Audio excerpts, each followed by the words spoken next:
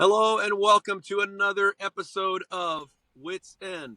And we are indeed at our wits' end today. My name is Jonathan Marshall, pastor of Hope Baptist Church in Toledo.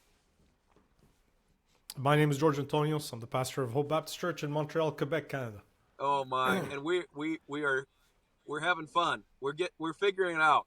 So what's weird about me, other than just the normal, is I'm in the car, and so the sound you hear in the background is rain on the roof of my car, because I've got to figure out my schedule, what's happening. I got to be here and I got to be there. So we're kind of fitting it in here, and but we said we're going to jump in because the whole point of this podcast is to be a podcast. Is to be a podcast, but it is to be a conversation between friends. And what was that verse again that you found and you thought it was a really cool idea for a podcast verse? Yeah, Daniel. It's in Daniel chapter 8, and the prophet Daniel is listening in on a conversation. He says, this is Daniel 8, 13, 14. Then I heard one saint speaking, and another saint said unto that certain saint which spake. So two guys are talking amongst themselves. Daniel is listening in, and one asks the other, presumably Elijah and Moses, how long shall be the vision concerning the daily sacrifice and the transgression of desolation, to give both the sanctuary and the host to be trodden underfoot? And he said unto me, unto 2,300 days, then shall the sanctuary be cleansed. So this is one of the main pieces of eschatology, and it's given to us through Daniel listening in on to two other guys talking. And so hopefully that's what podcasts do. You listen in on two guys talking, but there's something edifying in there. There's some revelation there that the Lord communicates. So I thought it was pretty cool. The Bible, every situation, pretty much you can find in the Bible. Yeah, I agree with that.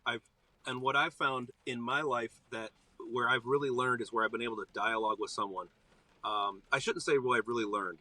Where I've been able to be, I guess I would say, sharpened and perfected. But I don't mean to negate the work of the pulpit or the work of teaching. But I guess there is such a thing as a didactic approach to learning, and that's something that's very valuable. And the interaction. So that's why we wanted to do more of a conversational approach. And George has a great idea for how we could approach this thing, maybe for the foreseeable future, anyhow, for the podcast. What's your idea? To simply dialogue through the Bible. So yeah, the pulpit is necessary, and that unidirectional way is great. But as you said, when the Bible talks about iron sharpening iron, I've always seen that in a dialogical context. The context of two people talking or more. We're not going to go with the verse by verse. This is not Bible Institute, but it'd be fun to just talk through the Bible. Yeah, I told George, I said, you're going to have to do most of the talking. I'm going to sit here and I'm going to listen, see what I can learn. But yeah, right. Like anybody believes that. even if I don't have anything to say, I'm going to say something. Well, hopefully I don't have too much to say. So we'll see how that goes. Okay, so where do you want to start? Well, we can. The idea also is to alternate, as we said, between books of the Bible. It's kind of what I do at church too, to keep it interesting. And start at the beginning, because Genesis sets the basis for everything else. Where the first chapter of the book, Genesis, we take an overall approach, but the first couple of chapters are creation, obviously. Right. In the beginning, God created the heaven and the earth. And yeah, go ahead. I was going to say the first thing that I think of whenever I see that, the first thing that I think, I want to make sure that I don't lose you here when I transition, because I'm on my phone. Can you still see me? I cannot see you. Okay, all right. So that's the problem. But that's okay. That's the problem. All right. So you're gonna have to take care of some of this stuff as far as the actual verses. You're gonna have to read them because I don't have verses. I can't get to my my app right now. But so what does it say? The very first part there, in the beginning, God created the heaven and the earth. Heavens and the earth. Yeah. That's interesting because the Hebrew is plural there, shamayim, and some people would rather have it say heavens, but I don't think it's a mistake in here in the King James Bible, because when you cross-reference in the New Testament, when the New Testament sends back to that verse a few times, and it uses the heavens in the plural there, so you're kind of given to understand that whatever heaven existed there at the very beginning involved other heavens also. It's kind of global heaven. Right, right. It's an encompassing heaven. And that when I think about in the beginning, and that really is the key. As far as God, what God wanted us to know, He said in the beginning. Now, it wasn't the beginning of God, because in the beginning God created.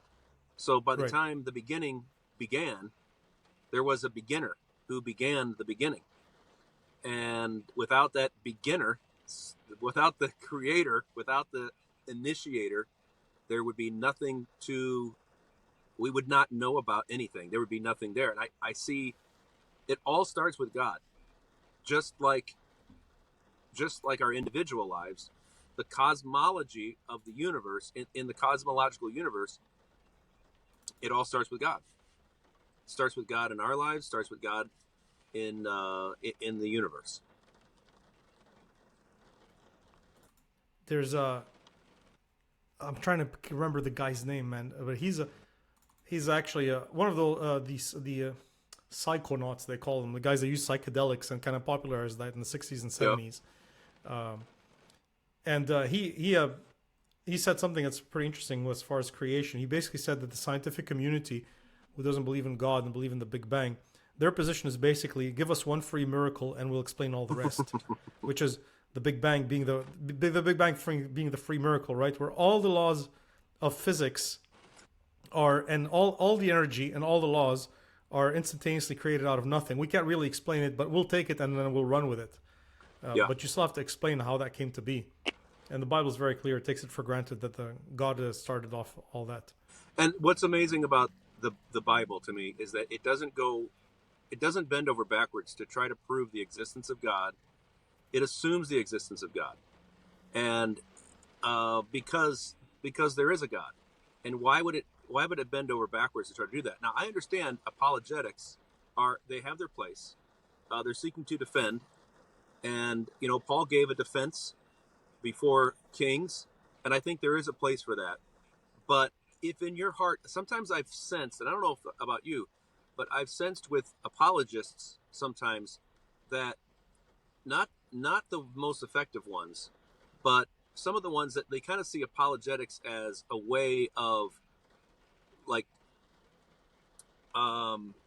please like me. I'm not stupid. Please believe me. You know what I'm saying? Like, we're not idiots here. Just listen to me. I'm not an idiot. Like, they start from the defensive posture rather than saying, I'm going to make a proposition. They're always defending against the propositions of others. And I shouldn't say always. That's a big word, broad word. But I think sometimes guys, they start, like, if your faith is not in the Word of God and you don't have a strong faith in God and His Word, then you can, and I gotta be thankful for the people that are doing this work out there. I do appreciate it, but Amen. But it all is going to come back to faith in these words that God put down. And how do you scientifically prove that those words are God's words? How do you prove that scientifically? I don't know that you can, because no one was there to observe it being written. All we have is a copy of a copy of a copy, and so it requires faith. It's almost as if God says, if you're going to trust in me, you're going to have to take what I said at face value, and if you won't, there's nothing I can do for you. He'll bring you in from all different kinds of avenues, but if you're not, I think it's a mixture of both. But it all leads to faith in His Word. Sure. Yes. Well, the Bible, it takes for granted that the existence of God in Genesis, but then in other passages in the Scriptures, there is a case made for the existence of God, like in the Psalms, in the Book of Job, and Isaiah, starting from chapter 43, something like that, 41 and on. There's basically 4 chapters where God goes about proving His existence, as it were. Not that He needs to, but that only happens later on in the Bible. So that's a pretty balanced approach, I believe, just to copy the Bible, to not start off on the defensive, and if the case arises, then apologetics have their place for sure, to always be ready to give an answer, People have been won over to Christ through Mm-hmm. apologetics. But you're absolutely right as far as the spirit in which this is approached. And sadly, I think a lot of times too, the apologists hide behind things like, well, the Bible's not a scientific book and it wasn't meant to say things scientifically, and it uses exaggeration sometimes, it uses hyperbole, and you have to understand the context and all that kind of stuff, which is well and good to a certain extent, but there's no even need to go through that. I can take my Bible pretty literally, pretty much everywhere, and stand on very solid scientific ground, just the way Mm-hmm. it's written. And I think that's one thing I've noticed about you, George, is that you seem to you draw from a lot of sources and you're open to a lot of things, which is great. But I think that the foundation of it all, the filter of it all, is the words of the Bible. Like, you're not going Yes. to allow someone to take you too far beyond that, and you're willing to look stupid if you have to look stupid, if it means choosing the Right. Bible over logic or over quote unquote facts. Yes. Fear of intellectual ridicule. I think some of us, including Christian scholars, but everybody, even the scientific community, which is why they push the crazy atheism and evolutionary paradigm, including sadly now Andy Stanley has kind of adopted the theistic evolutionary Really, I view. hadn't heard that. The son of Charles Stanley. Yeah. Oh yeah. Like, I mean, he's militant about Really? it, not just like mentioning Man, it. his father's Yes. hardly Yeah, and he's in got the grave, influence. and off he goes. Well, he had begun a while ago by saying one of his early statements was, "Let's unhitch Christianity from the Old Testament," and then it became he got influenced by Sam Harris, actually, according to his own testimony, something Sam Harris said, and then he went to the solid ground of our assurance in the gospel is not the veracity of the Bible, but rather it's an event. It's not the scripture. It's the event of the resurrection. Which kind of begs the question: you wouldn't know about the resurrection if it wasn't for the authority of the scriptures to begin with. But I think a lot of time, reason why we end up there is fear of intellectual ridicule. I don't know if you remember Billy Graham, Charles Templeton. That's it. There was Billy Graham, Charles Templeton, and George Beverly Shea, who's Canadian. I like to remind people. The trio. Charles Templeton was a great preacher along by the side of Billy Graham. I don't know if you remember this, but he kind of walked away from God, adopted evolution, and wrote a book. Something I think it's called Farewell to God. And the difference between him and Billy Graham, according to Billy Graham's testimony, is he says he kind of faced the same kind of issue. And Billy Graham went outside one night with his Bible and then looked up to the stars. And he basically said, Lord, I don't know about all that stuff, but here's what I do know. I'm going to believe that book. And that's like a childlike faith. And from there on, Billy Graham, just the Lord used him mightily, and Charles Templeton is a footnote in history. So I don't mind looking stupid. Paul says, if any man seem to be wise in this world, let him become a fool that he may be wise. We don't have to look intelligent. We don't have to look scientific. We have to engage the scientific community for sure, and we have to show that we have a solid basis for our faith, absolutely. But temper that with, if you're going to look stupid sometimes, and the Lord will let you look stupid sometimes, it's foolish in the eyes of the world, but it's not real foolishness. So if the Bible says that there's a big red dragon, that's Satan, I don't feel the need to say that's just allegorical. I have no problem at all believing that there's a parallel dimension, a spiritual world in which Satan looks exactly like a big red dragon. And the weird thing is that even the lost people are coming to a place where they believe in aliens existing in a parallel dimension, but they'll call them aliens instead of angels. So really, the scientific community, the atheist one, is believing the same thing we're believing, but in different words. Right.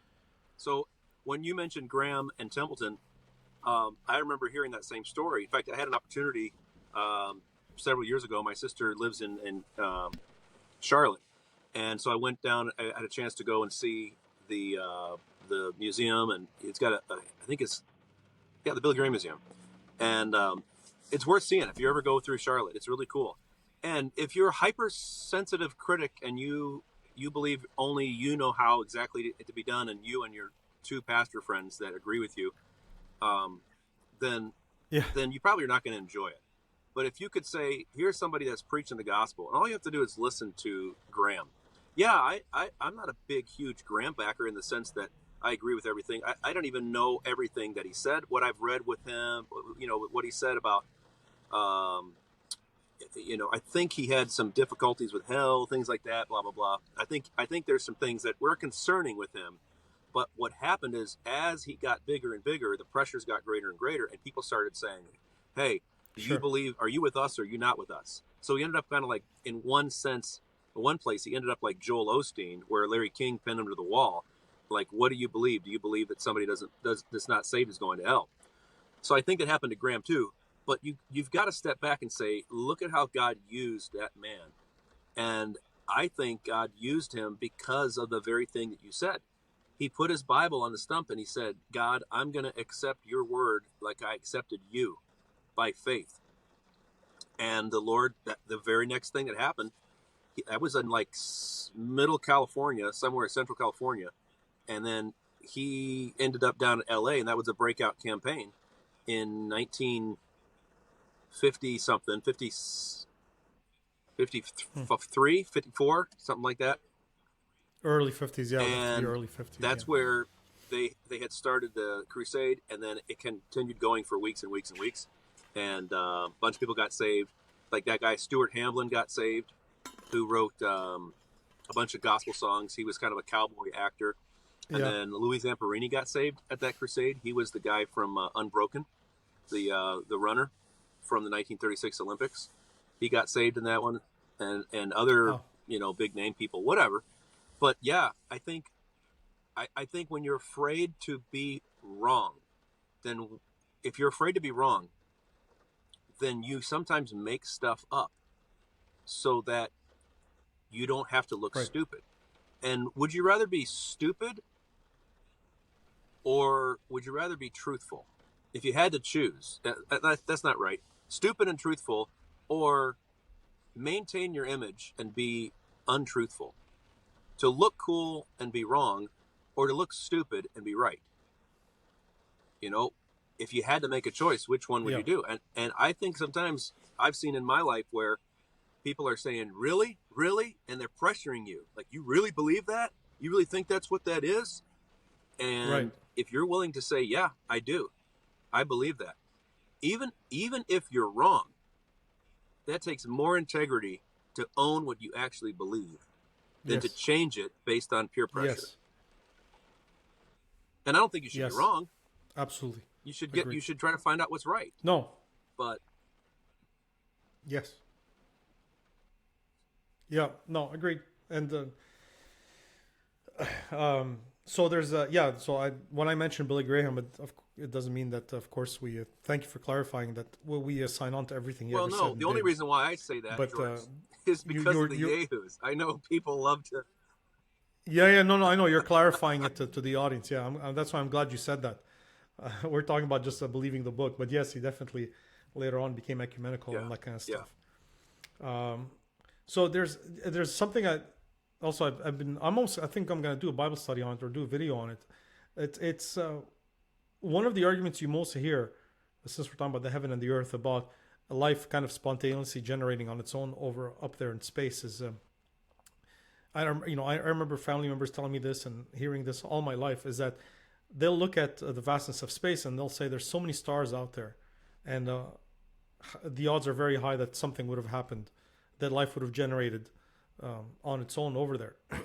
But um, the number of stars is actually not enough to offset the odds against life, believe it or not, because just the ways I know we're getting like into like details here, but just the ways that proteins fold.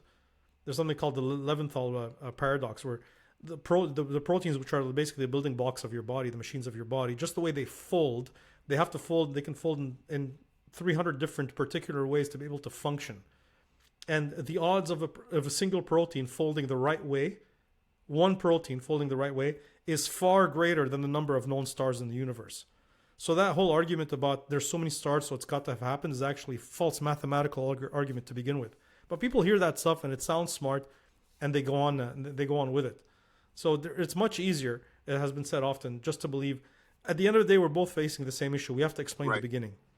So you can have three possibilities there. Either there's a personal God that created the whole thing, Or if you say, well, the Big Bang started it all, that's still a beginning of, you still have to explain how that all the energy and all the laws came to be in an instant out of nothing.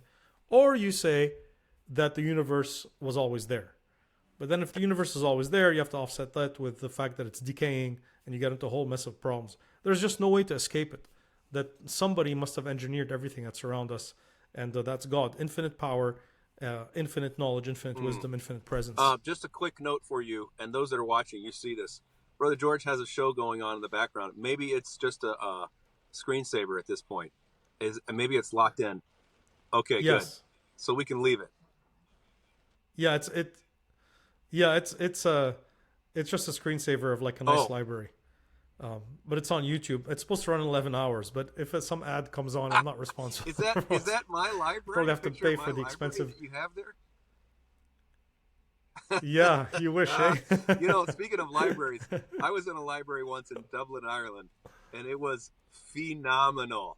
Oh, It sweet. was they had the Book of Kells there. You ever heard of the Book of Kells? It's an illuminated No. manuscript from the Middle Ages, and they used to do this. Oh, And okay, it was yes. from like some Yeah. monastery, I don't know where, but it was unbelievable. And that library was just like 3 stories of books. I don't even know how many, and Wow. it was all in this huge atrium where it's going up the side. You can see there's a level up there, there's a level up there, and it's just books, books, books, and they're all ancient, old books. I was like, man, I think I died and went to heaven. Man, I would love to. I've been telling my wife wants to go to the south. I'm like, let's go to Ireland. She's like, what?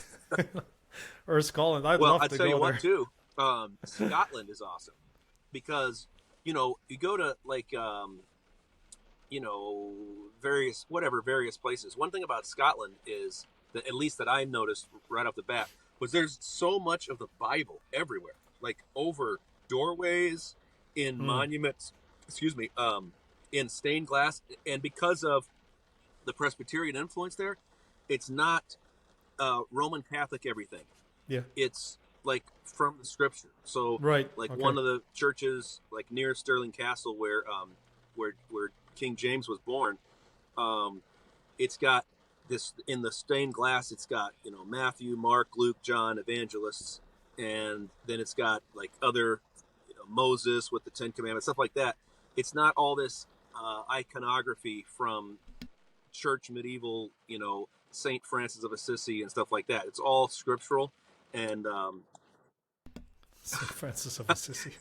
that would be my patron saint. Would be Saint Francis of Assisi. How do you say it? How do you pronounce it? Assisi. Assisi. I thought you were making. I thought No, it was that's some how I've always heard it intentional joke. pronounced.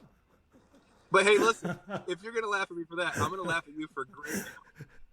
No, but he may have been exactly that, though, judging by Billy his Graham. writings. So anyhow, so yes, what you were saying, I was going to comment on.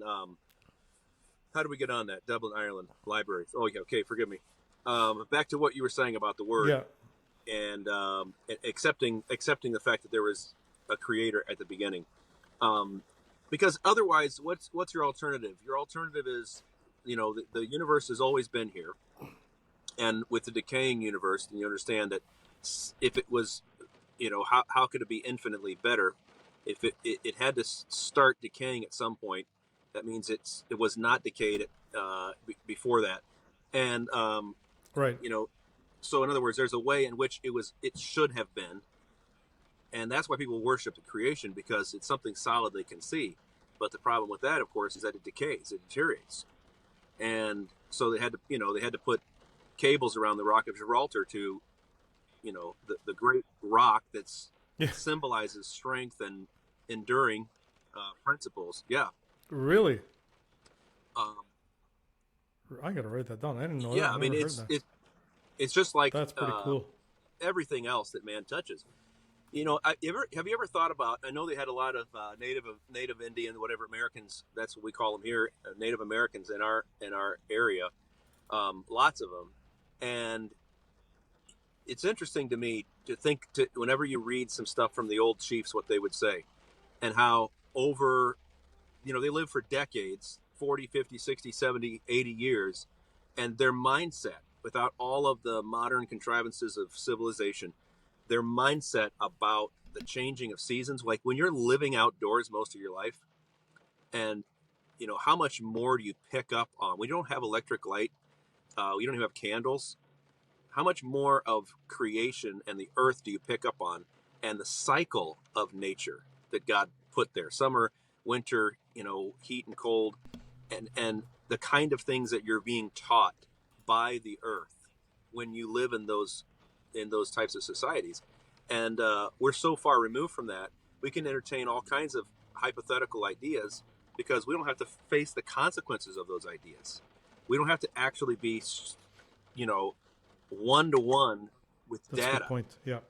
We can live in our heated and cooled houses and get on the internet and watch somebody like us, spouting ideas. But when you're in the dirt, when you're trying to get food, where the works of men are, you're surrounded by the works of men all around you.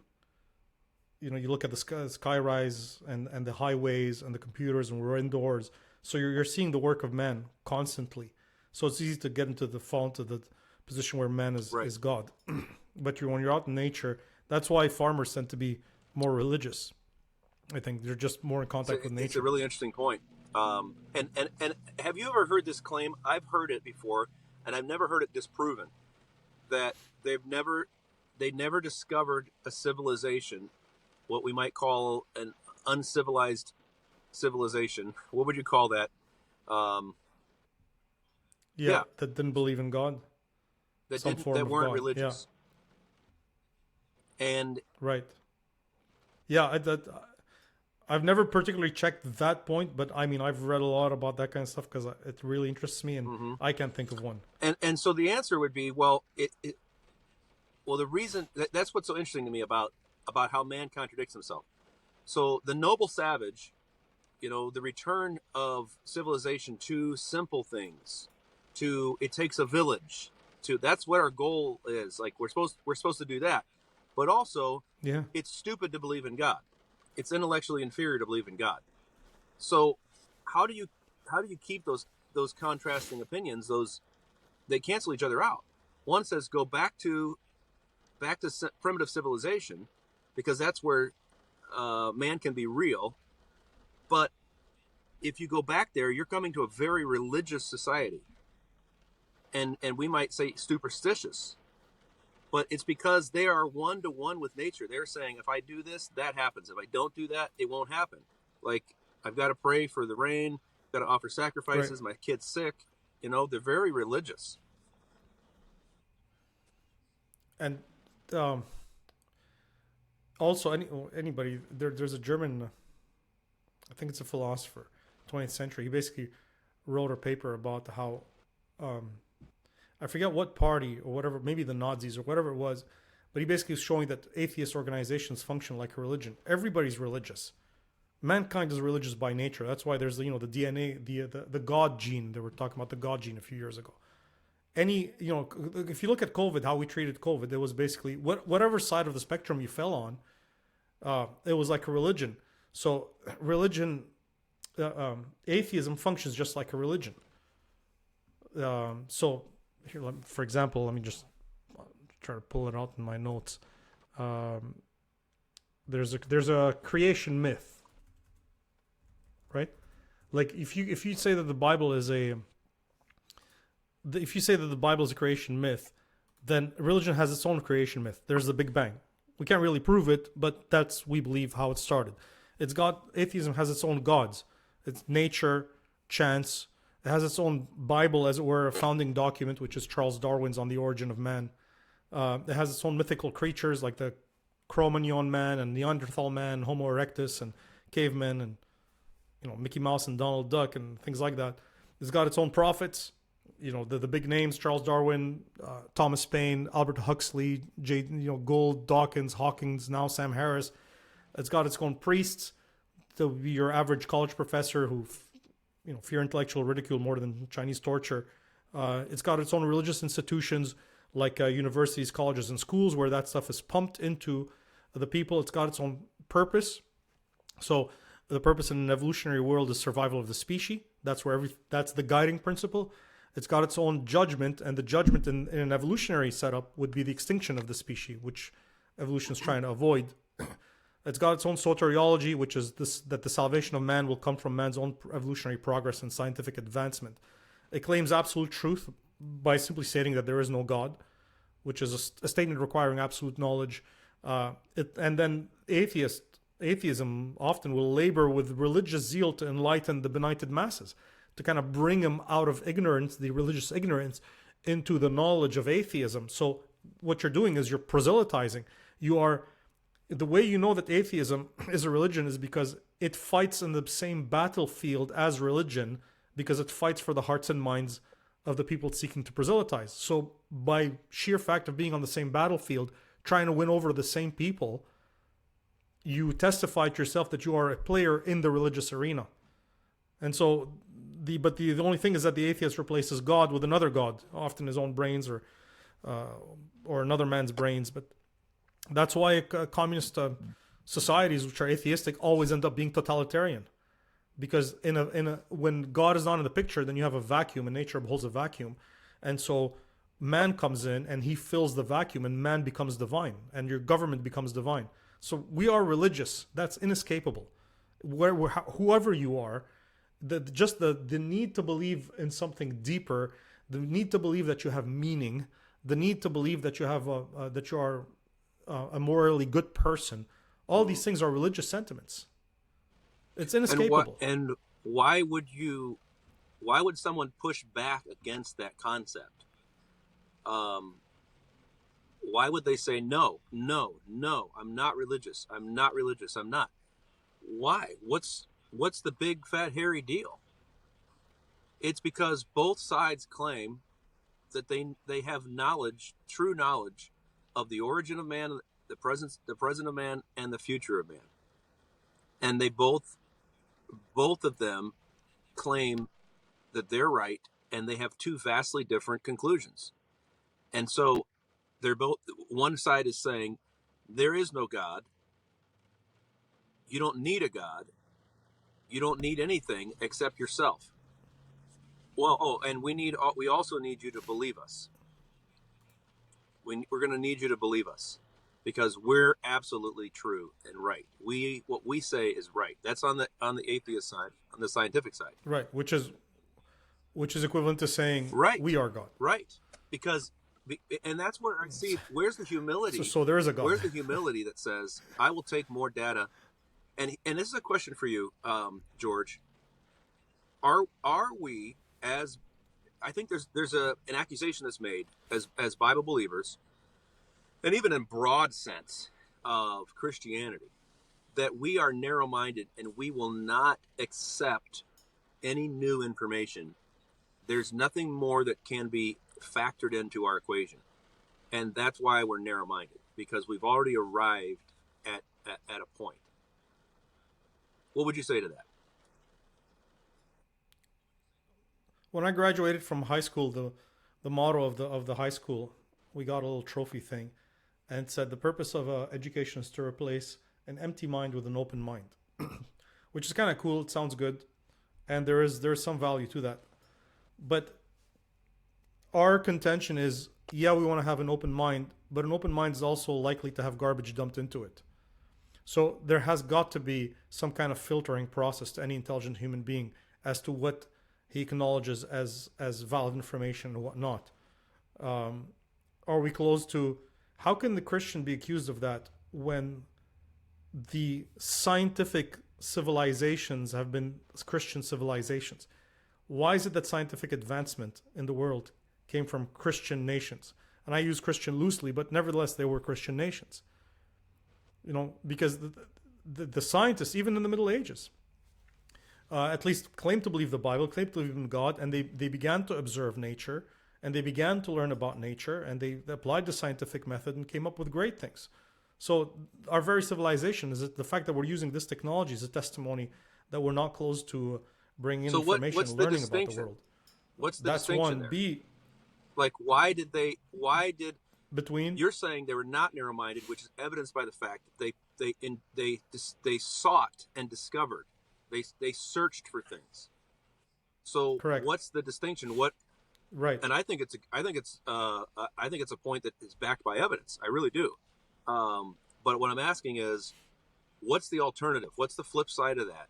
How do the guys at Google discover things? And um, They, it well, it's basically like two people studying a machine. They both want to discover how the machine works. And when one of them discovers that it's a machine, so you take the evaporation cycle as a good illustration, the water cycle, okay? The argument today is, well, it's not God that causes it because we understand the water cycle. That's kind of the argument. So you see the process, you see how it works: evaporation, transportation, condensation, precipitation. The rivers run back into the sea, and you've got a closed cycle. Now, so you got the Christian studying it, the believer studying it, and the non-Christian studying it. The non-Christian sees that, and he concludes, well, there it is. It's functioning on its own, so it's not God that's making it rain. Uh, the Christian is also studying it and discovering about it, but he concludes, look at this. It's a closed cycle. It's brilliantly engineered, so there must be an engineer, and both should come to that conclusion because of the facts. But the Christian is willing to give God the glory and recognize that that's somebody engineered this, whereas the atheist really is dishonesty as to the conclusion that you derive from observing such a phenomenon. So what science has done, and they've sold this to kids in school constantly. It's this idea is that, well, we can explain the process. Okay, so here it is. There's the evaporation cycle. So it's not God making it rain. Well, the Bible never claimed that God magically makes it rain. The Bible basically presents God with things like that as an engineer. An engineer builds a system. We build systems that like a perpetual motion system. Okay. An engineer builds a perpetual motion system. He presses on, and then the system works, and it's in perpetual motion. But just because the system works and you can identify the parts and the mechanics and the dynamics of it doesn't mean that somebody didn't design it. So what they're doing is you're describing a machine that the engineer put in place. That's actually a testimony that there is an engineer. It's not like God has to, every time it rains, do some kind of sprinkle dust magic. It's he set up a system that works on its own, presses play, and then sits back and watches it. And whenever he wants, he can interfere into that system and cause things that are a little different. So a system for the atheist implies no God, but a system for the honest mind implies a system engineer. Well, I began thinking about a magician when you said that, because you were talking about magic. And so let's just say, so you figured out how the magic trick works. Does that mean there's no magician? Right. Well, no. Correct. Somebody had to come up with a magic exactly. trick. Like, so it's not magic. Okay, so you understand it. Right. Okay, so that means it's always been. Right. Like, no, there's no magic trick without a magician. And what we're saying about the Right. fourth word in the Bible, that's what it comes down to. In the beginning, God.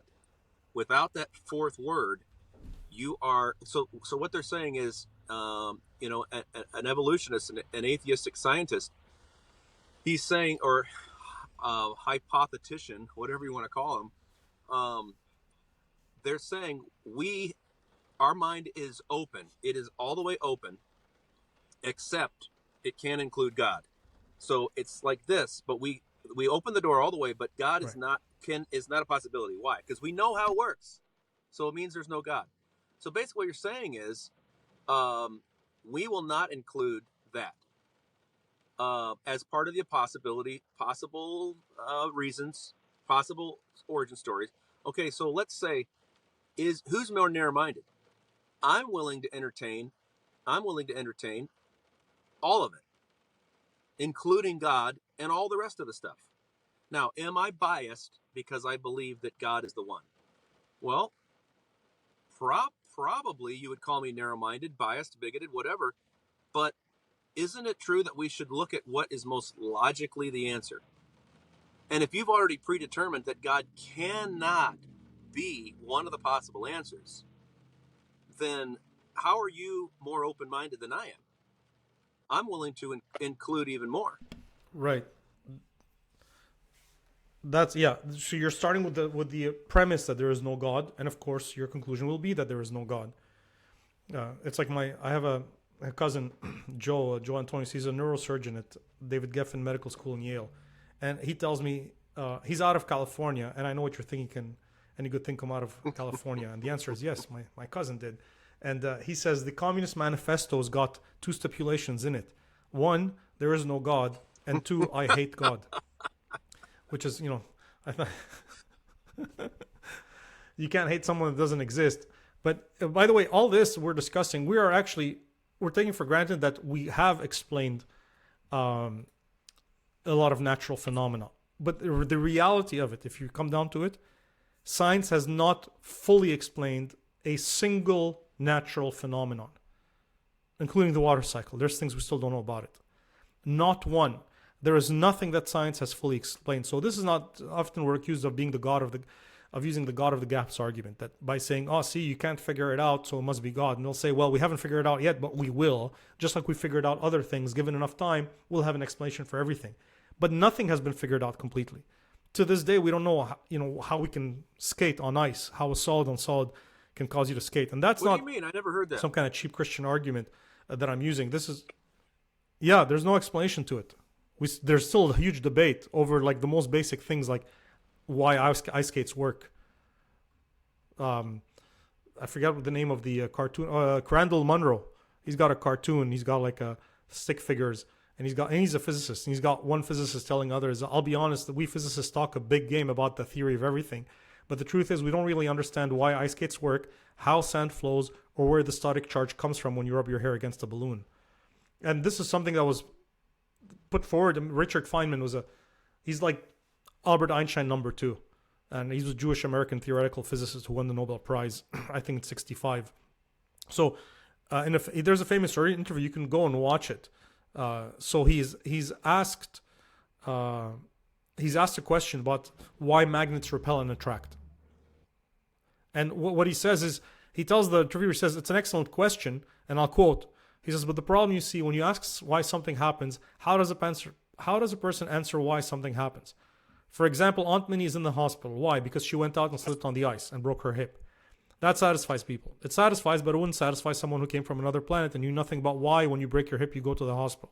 How'd you get to the hospital when the hip is broken? Well, because her husband, seeing that her hip was broken, called the hospital and sent someone. All that is understood by people. And when you explain the why, you have to be in some framework that allows you that you allow something to be true. Otherwise, you're perpetually asking why. Why did the husband call up the hospital? Because he's interested in his wife's welfare. Not always. Some husbands aren't interested in wives' welfare. So let's follow his thinking. He's going to get into the scientific in a second. So he says, and you begin to get a very interesting understanding of the world and all its complications. If you try to follow anything up as to why the physics of anything, like ice skates and water cycle, he says you go, and why magnets repel and attract. He says you go deeper and deeper in various directions. Okay, why did she slip on the ice? Well, ice is slippery. Everybody knows that. Why is ice slippery? So Feynman says, well, that's kind of curious. Ice is extremely slippery. It's very interesting. You say, how does it work? You could either say, I'm satisfied that you've answered me, but you can go on and say, well, why is it slippery? And then it's very hard to get greasy stuff, but that's, it's wet and slimy, so you can slip on that. But a solid that's so slippery? And then he says, because it is. In the case of ice, when you stand on it, they say momentarily the pressure melts the ice a little bit, so you get a sort of instantaneous water surface on which you're slipping. But why does that happen on ice and not on other things? Well, because water expands when it freezes, so the pressure tries to undo the expansion and melts it. It's capable of melting, but other substances get cracked and they're freezing. And when you push them, they're satisfied to be solid. So listen to this. Why does water expand when it freezes and other substances don't? He said, and he tells the interviewer, I'm not answering your question, but I'm telling you how difficult the why question is. You have to know, listen to what Feynman says, atheist guy. You have to know what it is that you're permitted to understand and allowed to be understood and known, and what it is you're not. You'll notice in this example, the more I ask why, the deeper a thing is, the more interesting it gets. We could go even further and say, why did she fall down when she slipped? It has to do with gravity. It involves all the planets and everything else. And it goes on and on and on. And so about the magnets, he says, all I can say is that the magnetic force makes them repel and that you're feeling that force. And then he tells the interviewer, well, you say that's strange because I don't feel a kind of force like that in other circumstances. And then he tells him, he tells the interviewer, he says, when you push a chair, So you push a chair. We don't know. It's the same magnetic force at work. The fact that you can put your hand against a chair and push the chair and it moves, it's the same basic kind of force. And just as we don't know how magnets exactly function, we still don't know how is it that you can push a chair. I mean, this is Richard Feynman saying that. And so he tells him at the end, I can't explain that attraction in terms of anything else that's familiar to you. And so he says, I would end up explaining that in terms of electrical forces, which are the very things that I'm trying to use, the rubber bands to explain. So I have cheated very badly. I'm not going to be able to give you an answer as to why magnets attract each other, except to tell you that they do.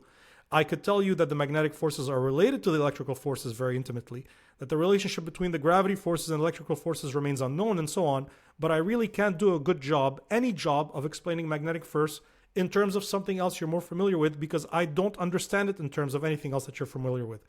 And then later, people can go watch the interview with Richard Feynman. He basically says this. He says, at the end of the day, when you start asking like why things work, the most basic questions like why pushing a chair causes it to move, he says you get to a point where you're looking down a deep abyss and you begin to lose your mind because you reach a limit where you just don't understand really fundamentally how anything works. And I know some people will have a problem with that, but here's the practical proof. And I'll close with this, the point. I know it was a long point, but here's the practical proof that we don't really fundamentally know how anything works. It's this, is describing something like the evaporation cycle is one thing, but if you really know how it functions, you can recreate it out of nothing.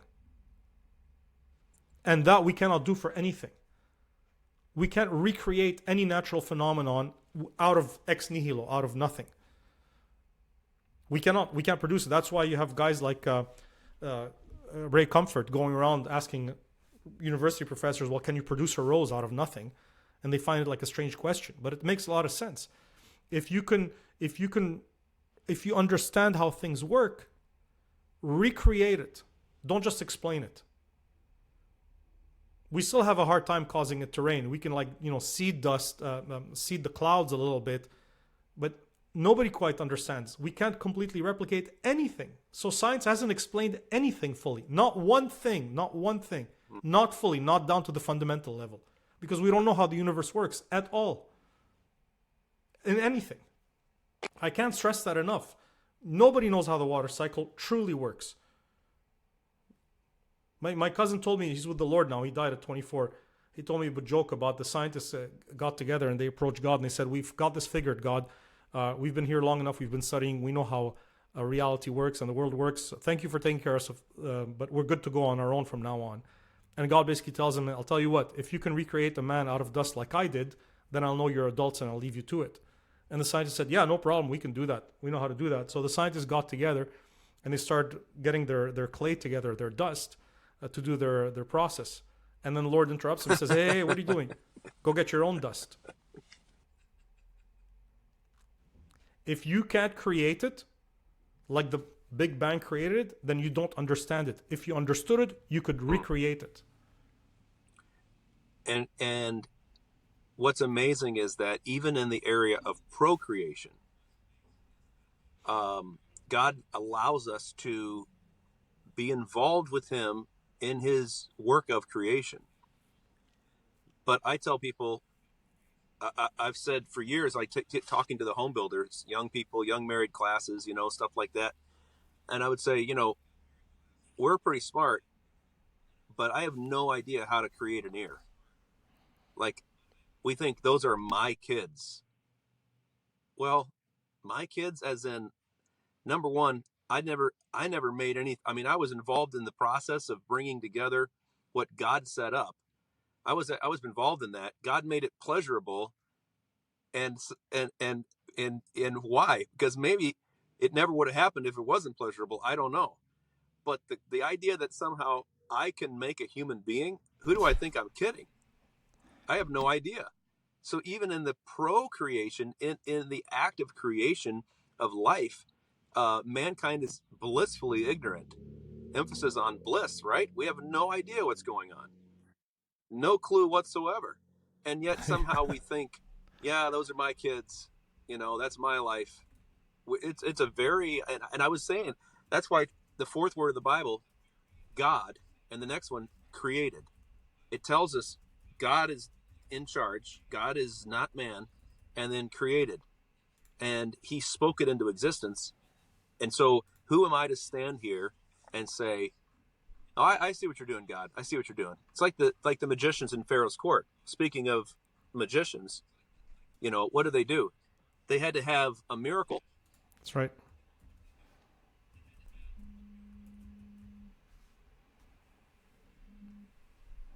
They Sorry about that. We're back. it's yeah. They had to have something to imitate and duplicate. So it's like people who Yeah, deconstruct right. their And faith, when it came to the lice, they couldn't do that. They couldn't go from inorganic to organic. they went. They there was a level where they stopped. They just couldn't. They Right. didn't even try. Right. They hadn't reached that point yet. And I Yeah. think in some ways, that's what it means to trust. That's what I mean. Not in some ways. I think that's the foundational. Him that cometh to God must believe that he is, and that he is a rewarder of them that diligently Of them seek that him. diligently seek him. Not rewarder of them that diligently find their own path. Like you're gonna have to humble yourself to God, and that was the original problem with Satan to begin with. He wasn't willing to say, "God's God, I'm not. I'm not God." He wasn't okay with being less than God. Amen. He wanted that top thing, that top place. And so, what did he offer to Adam? He offered to Adam and Eve, first to Eve, but it was that very thing that he most desired, to be as God, knowing good and evil. And his desire was to not dominate God per se, but to be equal with God, because Yeah. he would know that equality with God in his mind, I'm not trying to overthrow God, I'm not trying to get rid of God, but I'm just as much God as he is. I'm just as much and that you'll find that there's in your heart, if you find yourself Interesting. equivocating, saying, no, I'm not trying to overthrow. I'm not trying to overthrow. Interesting. That's good. I'm just trying to. I just want to know he's not better than me. Yeah. You know what? Actually, what you're saying too. I have to actually go. Sadly, in a few minutes, pick up my Yeah, car. same here. But what you're No, what I you leave you, George. You don't leave me. yeah. Okay. That's good. Is this a fake What you hang-up? yeah, I'm sorry. Is this a fake hang up? Hello? I'm just kidding. Yeah. All right.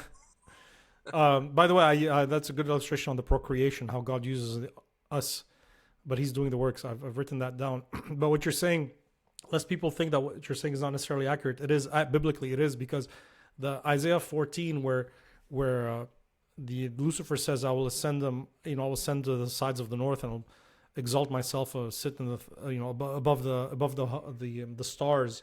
Yep. That there is actually future. That hasn't happened. We read into it Lucifer in the past, but that's actually the Antichrist on earth, exalting himself above the stars. And you find a match of that in Daniel 8. So it's quite possible that what the devil wanted to do at the very beginning is just to be equal, not necessarily overthrow. Well, so and he that's a said, good- "I will sit also. I will sit also, in the whatever. What does he say? I will sit also on the throne. I can't remember now. I'm not remembering exactly. But he didn't say, I want to replace God, and because that would be foolish for him. I mean, it's foolish to begin with. But anyhow, that's something we could talk about next time, because I'm excited about next time when we talk about the second verse. The Spirit of God moved, and the earth was without form and void, and darkness on the face of the deep, and the Spirit of God moved upon the face of the waters. That concept right there, we'll have to spend a little time on that. But this has been in my mind, this has been a very educational, informative thing for me, because you're bringing a lot to the table on this one. I appreciate it. Yeah, it's fun. So yeah, right out of the first verse, in the beginning, God created the heaven and the earth. Atheism is kind of disproved because there's God. Polytheism is disproved because there's one God doing that. Deism, where God does not reveal himself because he is revealing himself. He does so through creation too. Pantheism is disproved, where that says the universe is God, because God and his creation are separate. And then evolution is disproved because it's a creative act, as we'll go on to see, Lord willing. Yes. Well, guys, I wanted to let you know you can reach out to us if you're interested at witsendguys@gmail.com. Witsendguys@gmail.com. Send us your questions, your comments, and we will do our best to interact with you on that. George, this has been a great discussion. Yeah, that was fun. I really enjoyed that. I love the Bible's great. Yeah. Well, like we used to say when I was teenagers, there's some good verses in there. Yeah. Amen. So you guys take care. George, we look forward to talking with you next time. And until next time, God bless you. Keep in the faith. And if you're at your wits' end, you're at a great place. Look up to God, call out to Him, Amen. and He will answer. That's good. Amen. God bless you, God.